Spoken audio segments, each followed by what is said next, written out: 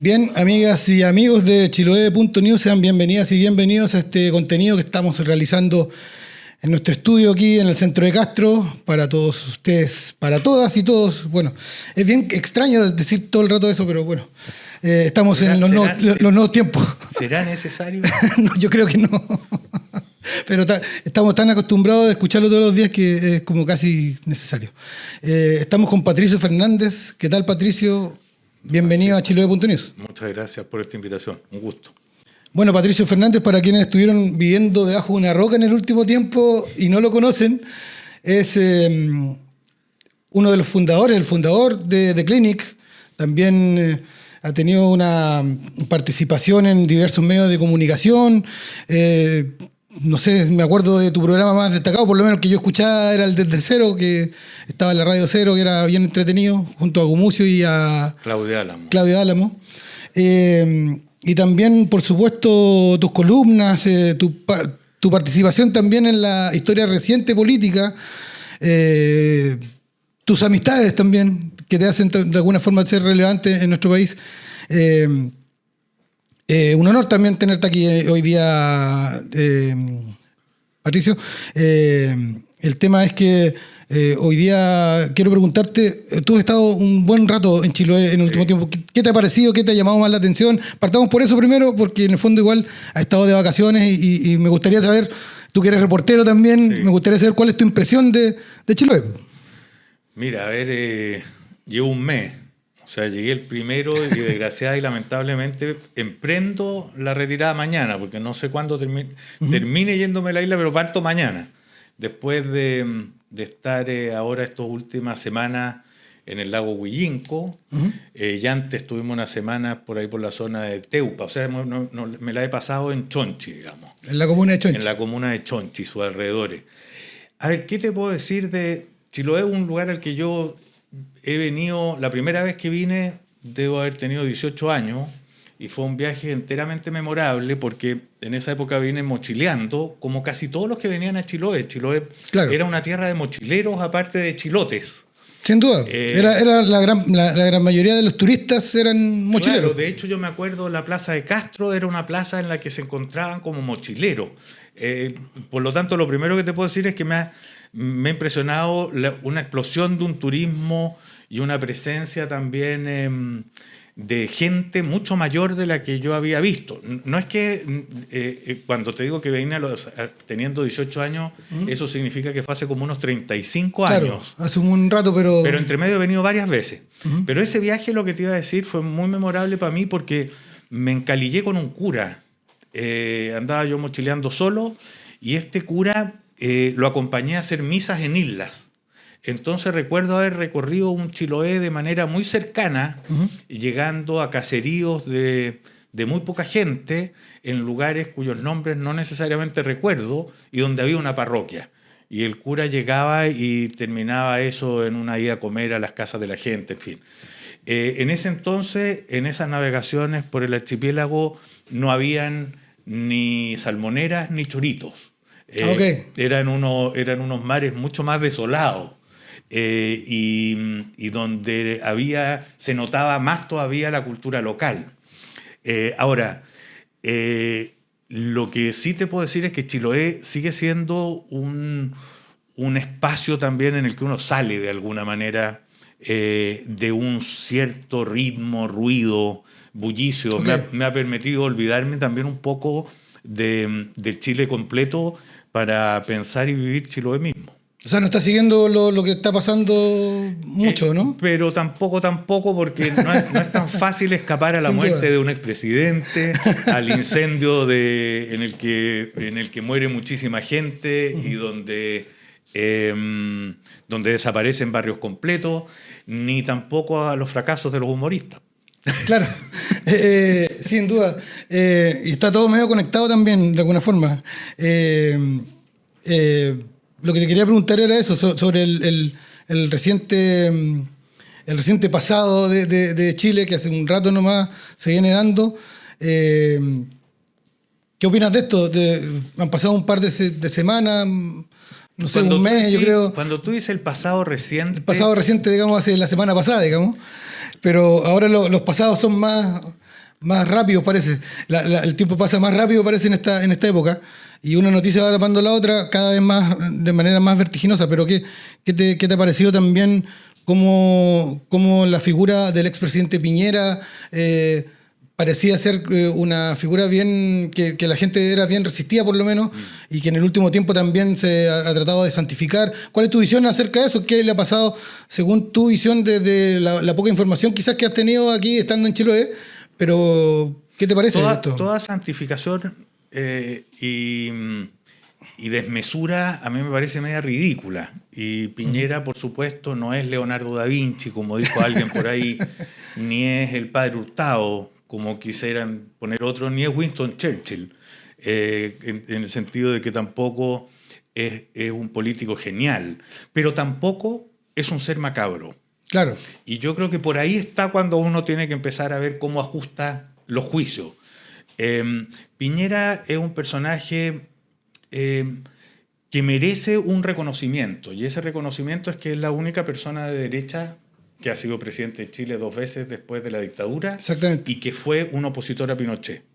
Por lo tanto, Piñera tuvo un gran fracaso, que fue transformar, que era al menos lo que él decía inicialmente como su empeño, que era inaugurar una derecha democrática, digamos, una derecha liberal, una derecha que tuviera como cabeza eso.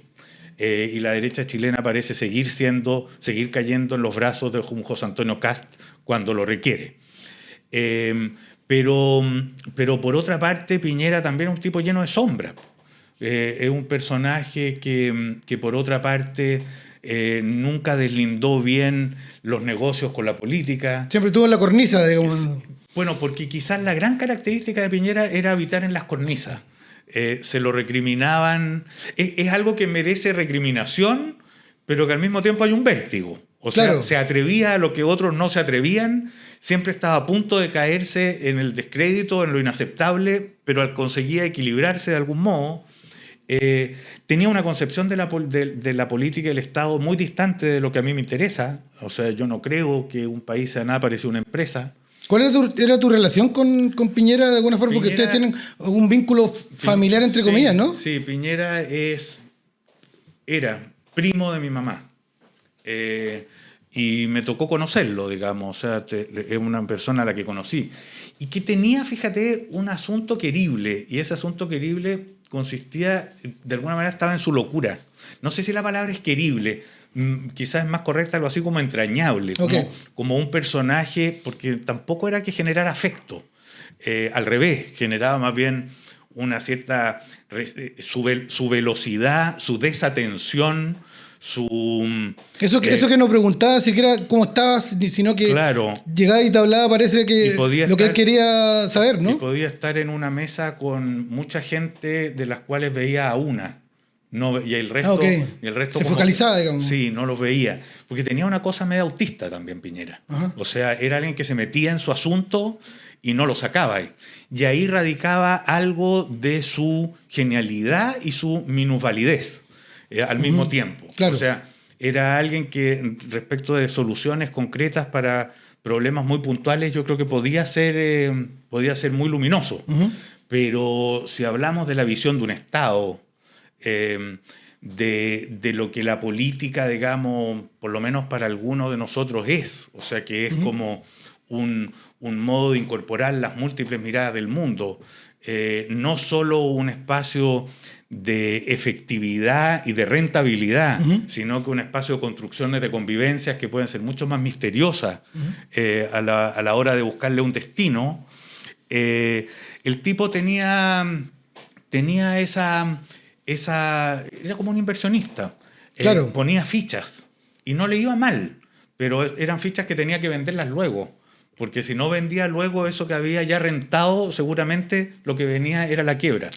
Sabía vender. Sí, sabía comprar y sabía vender. Claro, los hitos positivos que de alguna forma se le atribuyen, por ejemplo, el rescate de los mineros, en donde también estuvo metido hasta la NASA, hay que ser bien sincero en eso. No. Y en el otro hito también positivo, el tema de las vacunas, que también hay una política también que tiene que ver con lo que pasó con las universidades, donde eso también posibilitó. Pero mira, Francisco, en vacunas. Es que yo no de alguna forma, ¿no? no le no le mezquinaría los logros en eso. Lo que pasa es que yo creo que eso es insuficiente para ser un político admirable. Claro. O sea, él tuvo momentos eficientes, sin ningún lugar a duda. ¿Sus gobiernos son memorables y extraordinarios? No, no es verdad. Quien diga que Piñera no fue un presidente extraordinario, digamos. No fue un megapresidente, no. Pero tuvo aciertos. Ahora, yo creo que no es ni los mineros ni las vacunas lo más importante o lo que más me gustaría rescatar de él, sino es que él fue un derechista opositor a Pinochet. Y creo que eso es bien importante cuando hay una derecha que no termina de decidir qué es. O sea, a mí me gustaría que apareciera un piñerismo, pero no que la derecha se declare piñerista, sino que en su interior aparezca un grupo de sus herederos, que yo creo que los tiene, unos cuantos jóvenes, que son muy minoritarios en la derecha, y que a ejemplo de él, o rescatando lo mejor de él, entendiera que ese sector ha cometido, digamos, en la historia chilena de las últimas décadas, errores imperdonables. Pasar del pinochetismo al piñerismo sería favorable en este caso para el país y para la democracia. Para en este ámbito. Quisiera que no se compraran, que la herencia de Piñera no se la compraran sin duda. Como un saco, sino que al menos rescatando esto que creo que fue lo más valioso que él tuvo. Jaime Celedón alguna vez contaba una anécdota de que él era muy amigo del expresidente Frei, y incluso en su... él tenía una tarjeta que la entregaba medio en broma, medio en serio, en donde decía Jaime Celedón, amigo del presidente. Él lo contaba y me llamó mucho la atención porque algunas personas se lo tomaban como a chiste, pero todos le tomaban algún tipo de peso a esa categoría, digamos. Tú de alguna forma igual eres bien cercano al actual presidente de la República. Te quiero preguntar primero, haciendo el link con lo anterior, ¿qué te pareció el discurso del presidente donde dice que Piñera es un demócrata de la primera hora, digamos, o algo así, creo que dijo en su discurso? ¿Qué te pareció ese análisis que hizo el presidente? Por algunos sectores fue muy criticado de alguna forma, pero ¿qué te parece a ti que tú eres amigo de alguna forma de Gabriel Boric? Yo creo que Gabriel Boric es un personaje que con el tiempo crece. Y que eso es muy difícil de aceptar a veces para parte del mundo de origen de un líder político. Porque cuando un líder político crece, empieza a escuchar y a tomar en consideración más perspectivas, más miradas y más voces que cuando se está arrinconado en el inicio de una campaña. Yo creo que lo que dijo Boric de Piñera es verdad. Lo que pasa es que esto no hay lo que creo que tenemos que tratar de hacer los chilenos, o para mí por lo menos me importa mucho, es empezar a conversar con matices y no con juicios tajantes, digamos, o todos tajantes. ¿En qué sentido es verdad? Piñera, como te decía antes, si algún valor tiene para la derecha en Chile es haber sido un defensor de la democracia desde siempre. Y el que diga lo contrario respecto de él miente, porque eso es así. O sea, Piñera fue alguien que fue a las manifestaciones en contra de Pinochet. ¿Eso lo convierte en alguien de mi gusto político? No es eso lo que te estoy diciendo. Pero el que me diga es un cómplice de la dictadura criminal, no sé cuándo, miente. No es verdad. Ya. Entonces, desde el comienzo de su campaña, de su vida política, Piñera es un tipo que ha adscrito, a diferencia de todo el resto de la derecha chilena, a los principios básicos democráticos, sí. Durante el gobierno de Piñera, durante el estallido social, ¿hubo violaciones a los derechos humanos? Sí.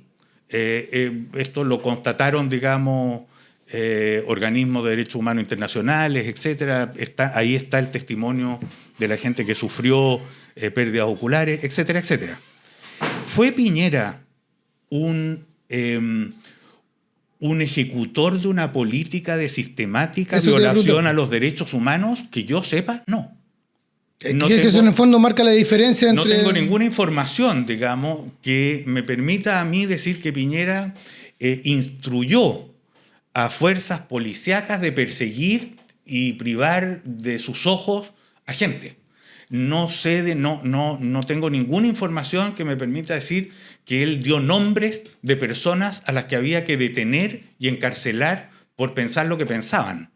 Y entiendo que ningún organismo tampoco serio de derechos humanos ha dicho algo parecido a eso. Y eso es lo que significaría una política sistemática de violación a los derechos humanos. Entonces, ¿significa esto que su gobierno fue un ejemplo de respeto a los derechos humanos? No. Tiene una organización policíaca carente en muchos casos de las formaciones mínimas para ejercer su tarea de manera profesional al nivel que una sociedad democrática se merece. Pero eso no es lo mismo que Piñera haya sido un violador sistemático de derechos humanos. Sin duda, bueno. Entonces, estas cuestiones que tienen que, a cualquiera que le importe de verdad los derechos humanos, hace un distingo entre la defensa de los derechos humanos y sus posturas políticas. Y por eso es que es tan importante muchas veces hacer estas disquisiciones, o sea, ser riguroso, digamos. Sí, claro, a ti también te ha pasado, Patricio, en el último tiempo que se te ha castigado un poco mucho, la verdad, por tener este tipo de opiniones que son más dialogantes, sí, un poco más abiertas. Incluso en algún momento tú te autodenominaste amarillo.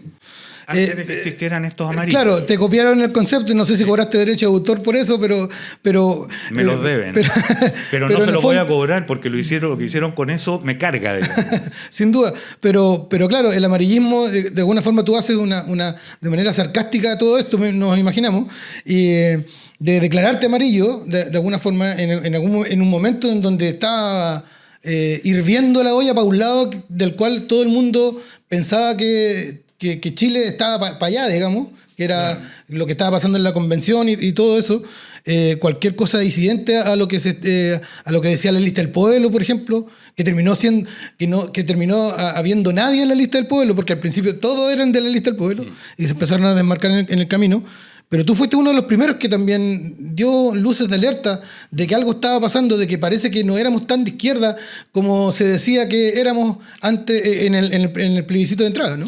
Es que la primera pregunta que tendríamos que hacernos es qué ser de izquierda para decir eso, porque yo no creo que más de izquierda sea el más gritón, ni creo que más de izquierda sea el más odioso, ni creo tampoco que haya que entrar en ningún tipo de competencia por quién es más de izquierda. Todas esas cosas me parecen entre bobas y ridículas, digamos. Esa es la verdad. Y cada vez más esos que contestan indignados, rabiando, como que hablar fuerte y gritonear fuera algo admirable, a mí me resulta algo más o menos risible. O sea, creo que en el mundo de la, ¿cómo le vamos a llamar?, donde prime la razón, la primera actitud que hay que tener frente a un interlocutor es tratar de entender lo que dice. No partir juzgando lo que dice, sino en primer lugar entenderlo. Y después de que lo entiendes, podrás decir, estoy de acuerdo, no estoy de acuerdo, quizás podríamos hacer esto o lo otro.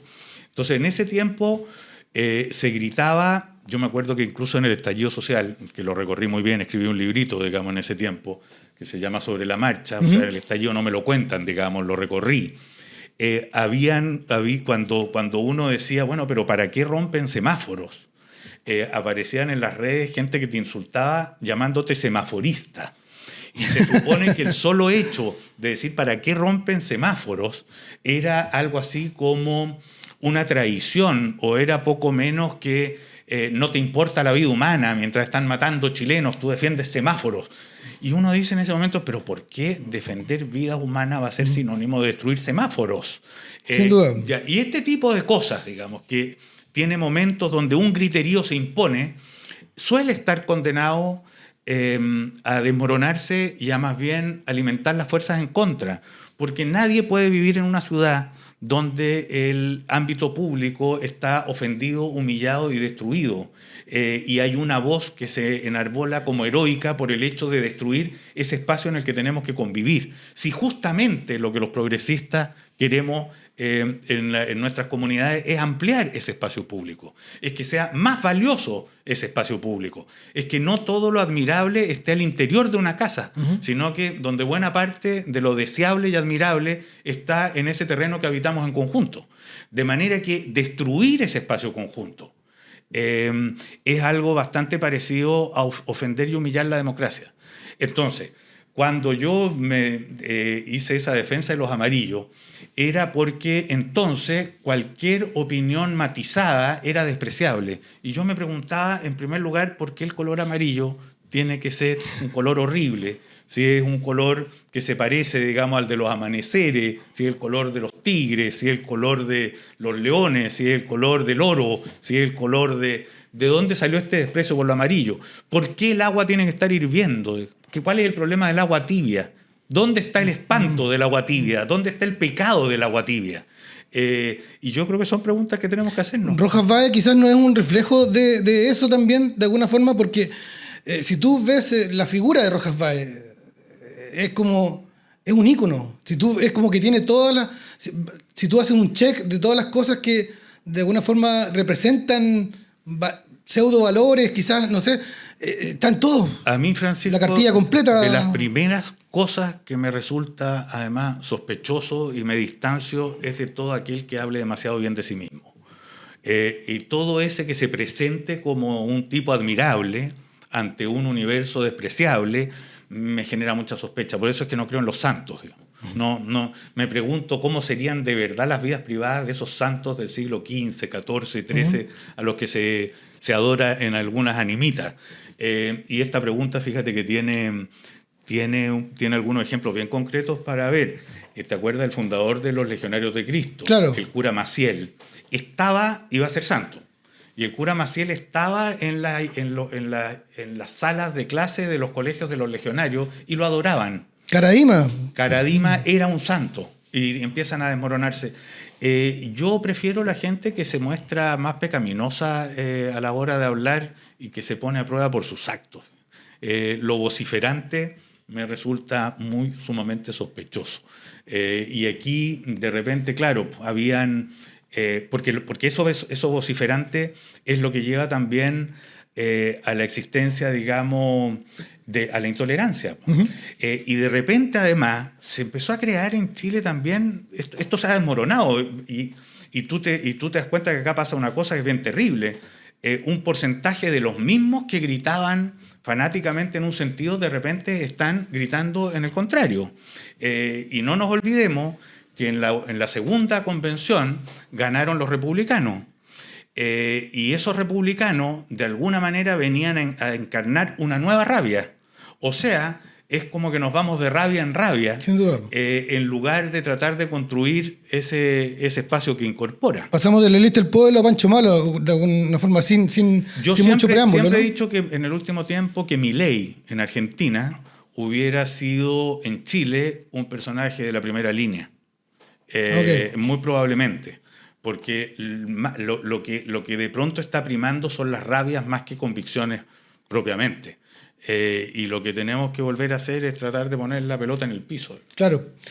Bueno, para quienes leímos alguna vez y fuimos fanáticos de The Clinic, era bien raro ver que el fundador del The Clinic era tildado como amarillo igual. O sea, era como insultado y fíjate, prácticamente catalogado como de derechista, quizás, ¿no? Y después me ha pasado, o sea, en esto no se le ha pasado, así que ya no es mucho problema, pasar de ser terrorista de izquierda, terrorista de derecha, después por estar en la convención fui un terrorista de izquierda, por votar a prueba era un izquierdista despreciable, y así sucesivamente, pero mantener el barco estivado, digamos, yo creo que es un esfuerzo encomiable. ¿Hace cuánto tiempo ya no estás en The Clinic?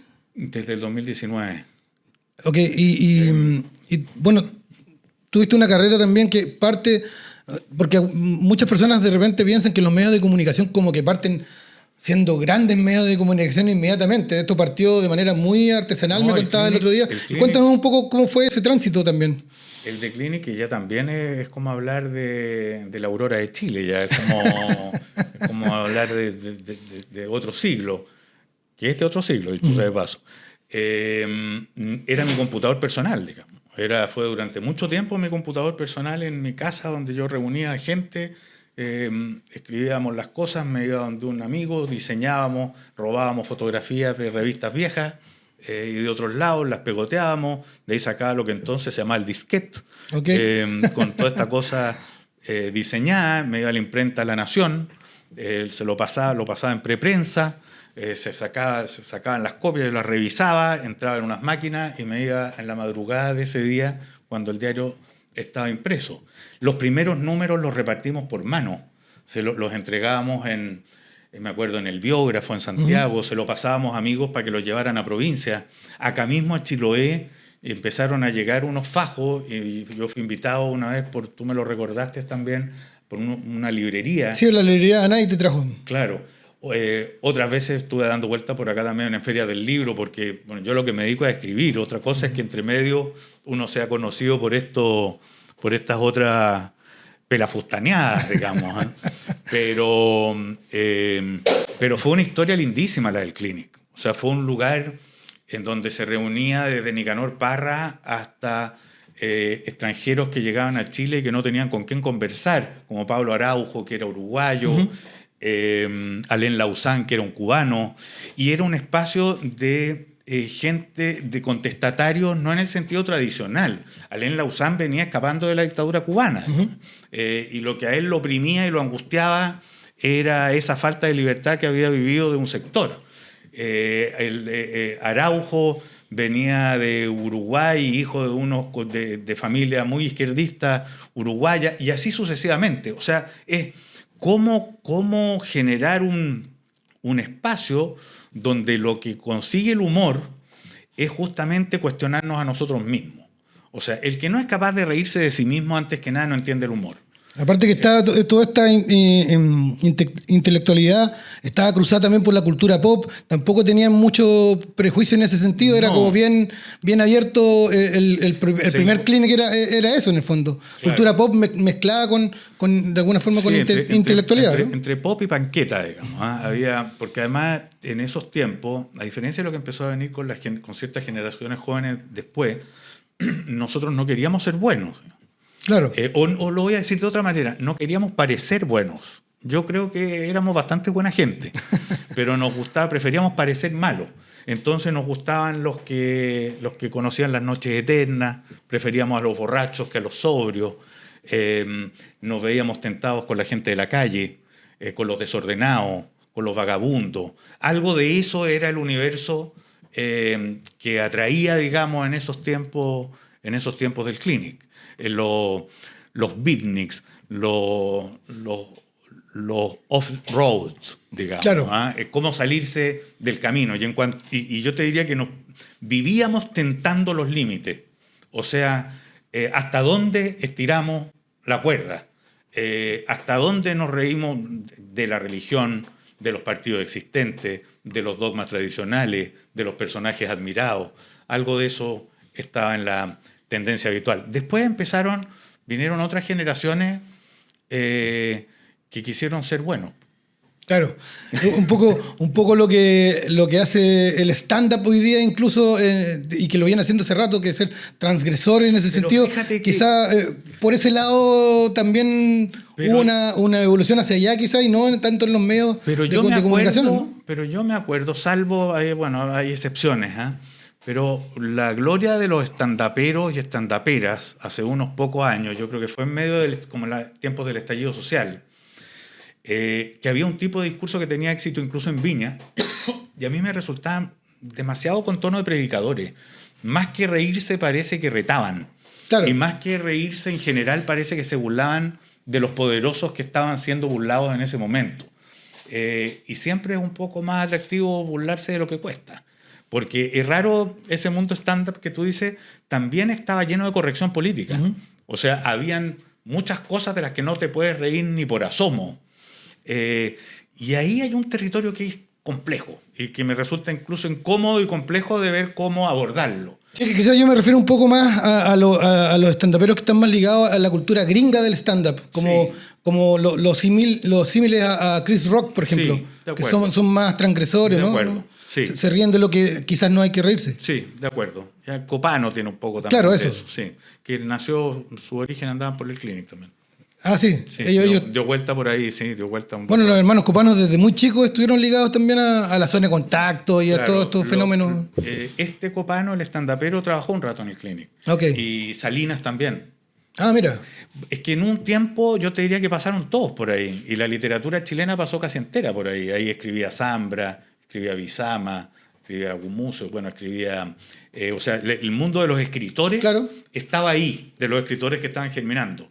Y en ese aspecto, Patricio, ¿tú te sientes parte también de una élite en ese sentido de estar tan ligado a personas que en el fondo también terminan siendo influyentes? Es que, mira, el término élite también es un término que merece empezar a volver a ver cómo se trata. Todos los distintos mundos culturales generan élite. Tú eres de la élite de las comunicaciones de Chiloé, digamos.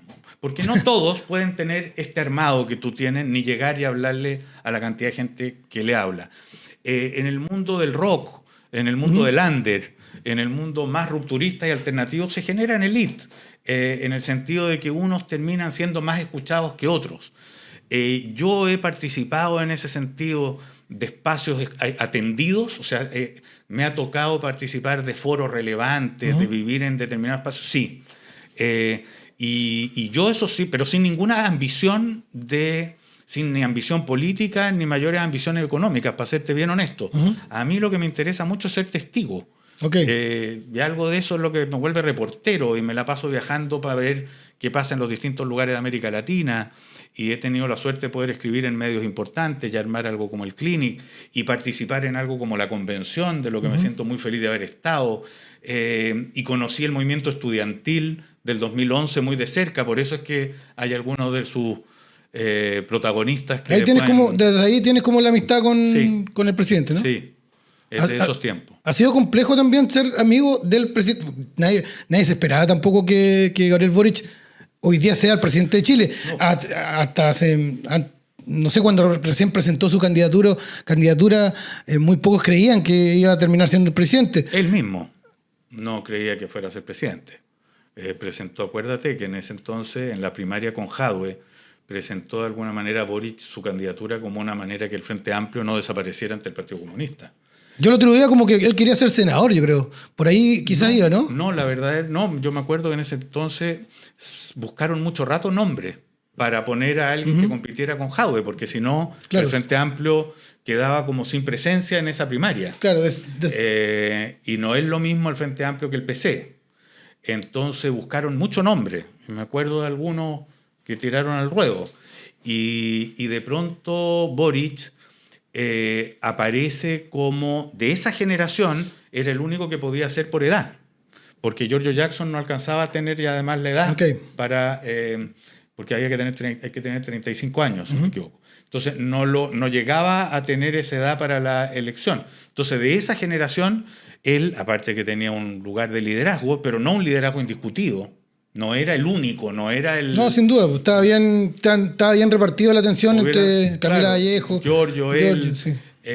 Y eso fue lo que lo llevó a él ahí, a de alguna manera plantar una bandera ante el candidato PC. Y las cosas se desarrollaron como sabemos. Asunto que invita a mirar con más paciencia lo que venga de aquí en adelante en Chile.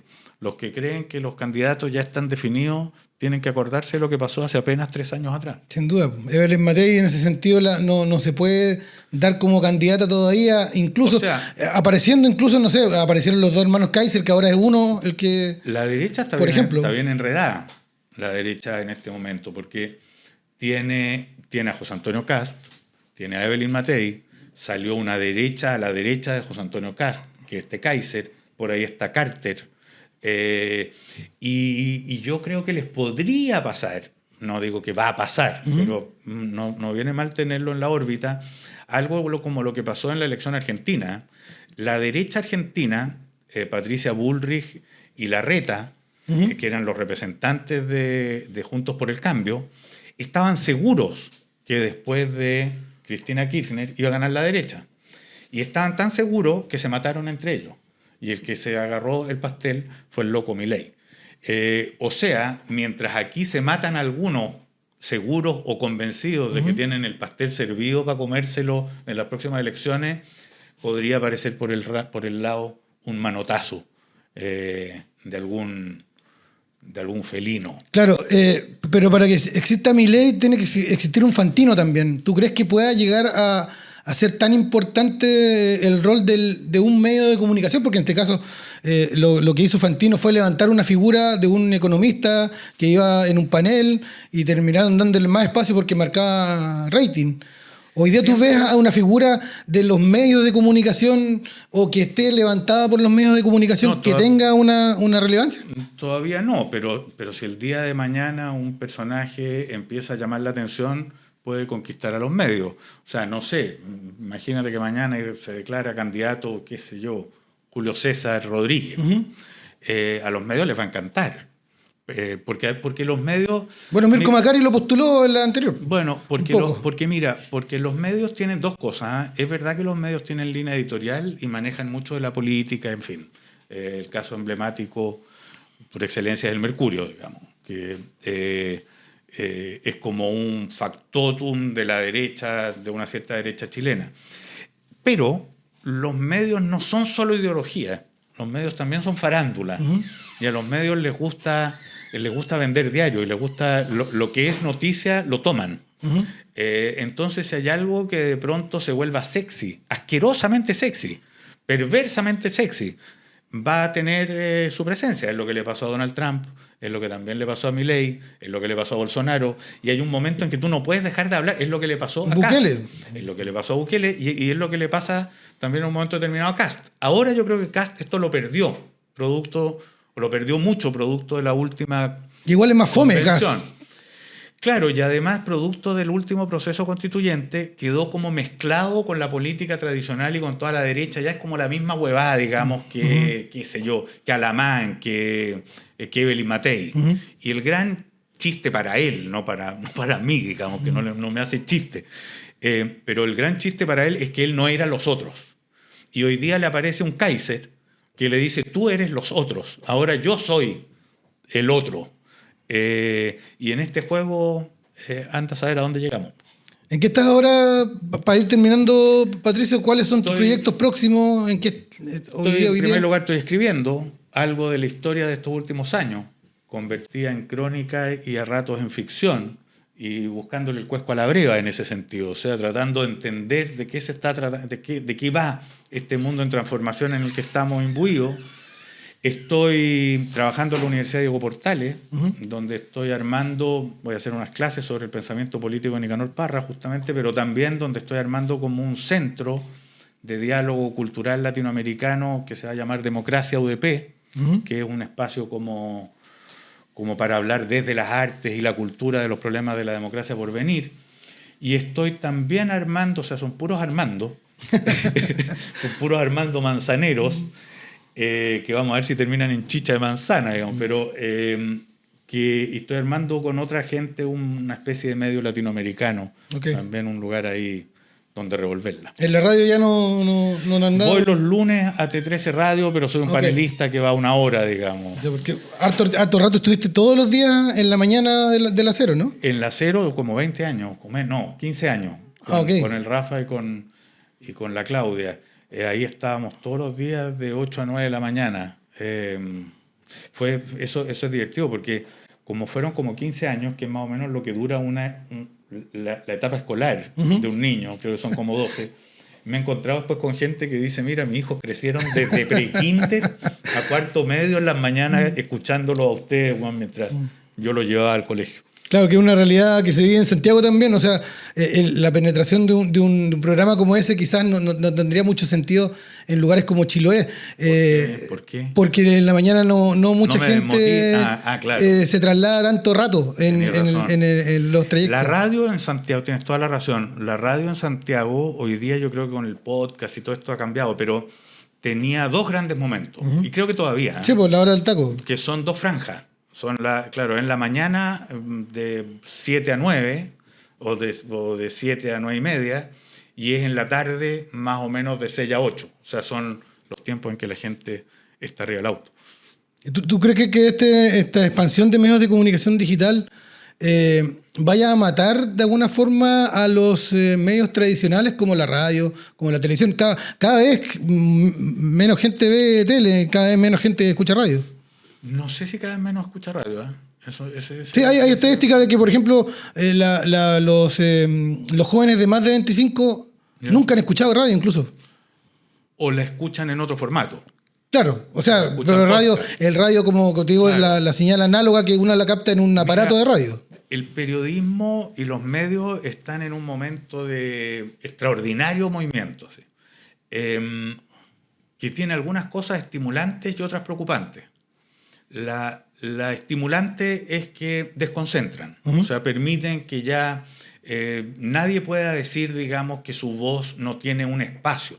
Puede ser que su voz no encuentra un espacio lo suficientemente amplificado, pero puede ser escuchado.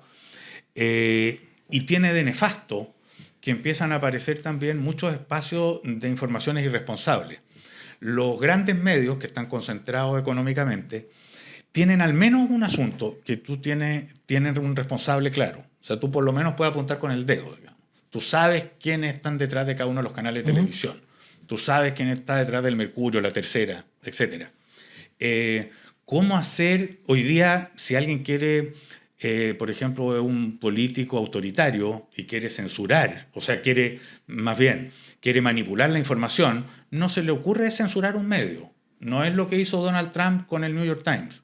Lo que hizo Donald Trump es, utilizando todas las redes, decir que lo que decía el New York Times era mentira y él emitir mentiras que se superponían a las verdades. Algo de eso es lo que estamos viendo por todos lados. O sea, eso es el fake news, digamos.